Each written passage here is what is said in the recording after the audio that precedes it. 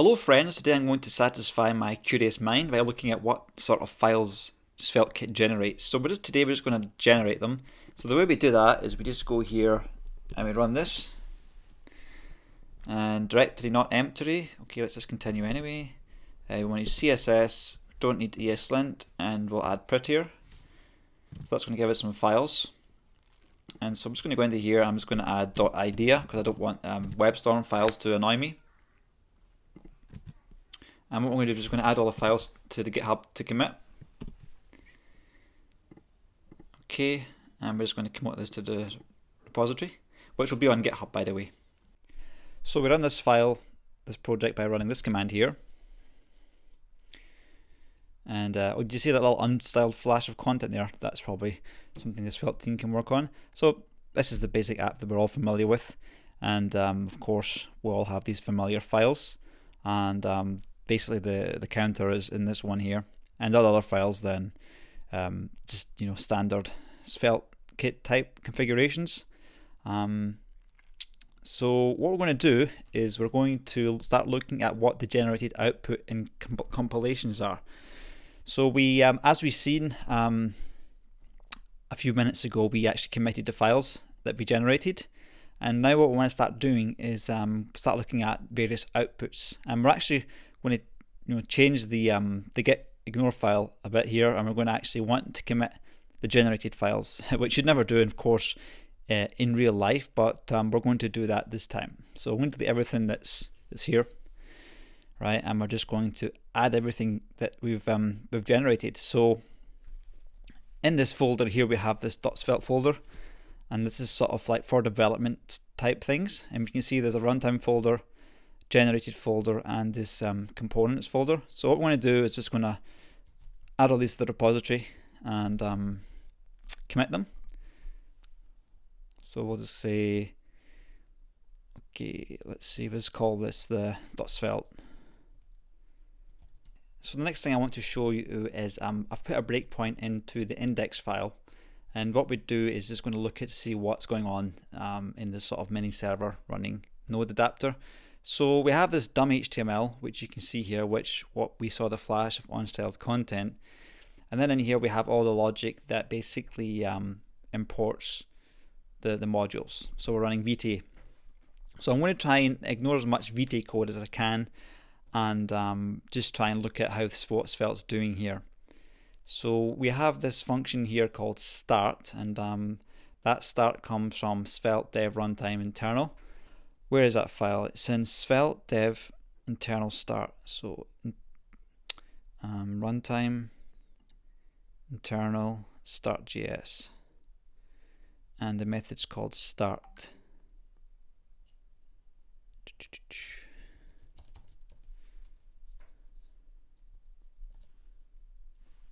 Okay, right, let's see if we actually pause in there. Yes, we did. So this start is, we can't step into it because it's been loaded in the network. So as we can see, it's already loaded it for us right at this point. So let me just refresh the page again. We've put the breakpoint at start, and let's see what's loaded. So all the files are loaded immediately, which is quite interesting. Okay, so we have this thing called selected, and that's actually this object here. So let me just step back into here. So we're passing in these parameters. So we're passing in this div, which will be, we can just run this code to find out what exactly that is. It's a svelte div.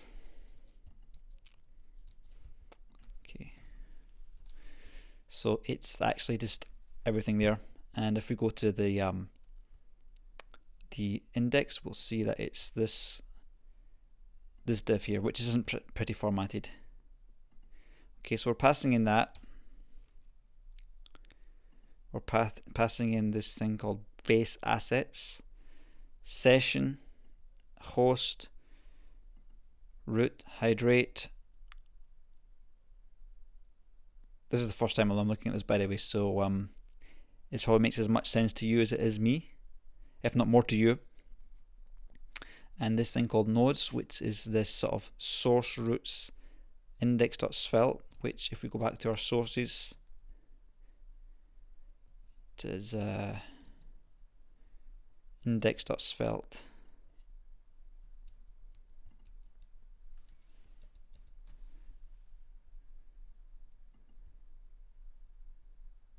So that index has a reference to the counter as well. So I mean, this is obviously the start function is going to do a lot of logic.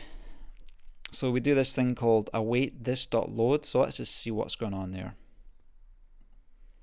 And also we'll just go into the start file is being generated for us. It'll be interesting to compare how this start file changes as we change things in the app, or adapters, or just add files and things. So I've got lost again. Where are we? Start is svelte dev runtime, svelte dev runtime, right? And what's the other one?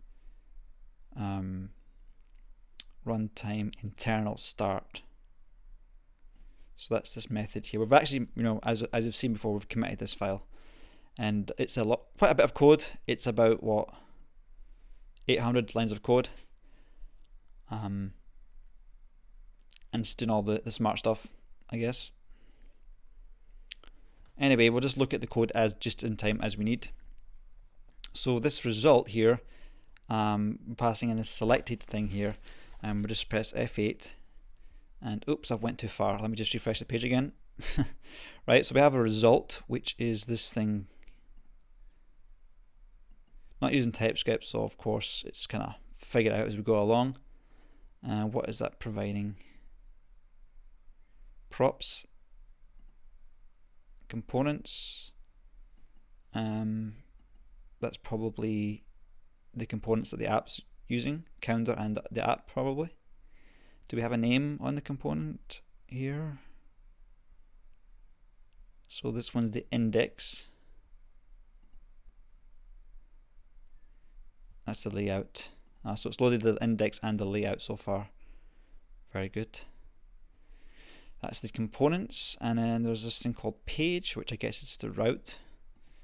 Okay. And this thing called state, which has a contexts and nodes, which is a module.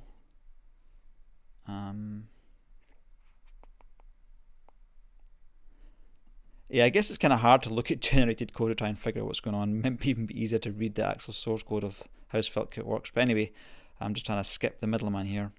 So we have this thing called nodes, page. That's quite self-explanatory. I hope this font is large enough when you're watching this on YouTube. Session changed, query false. Okay, so that's what this result is. And this thing called result redirects, I guess that takes us to a different location. Yeah, if there's some redirect passed back. So obviously that's going to be skipped over. And then we get down to this.init. Just as we've reached this init function, I'm going to leave the video here, and the next video will be pretty much more of the same, continuing this flow, and we'll see where it takes us.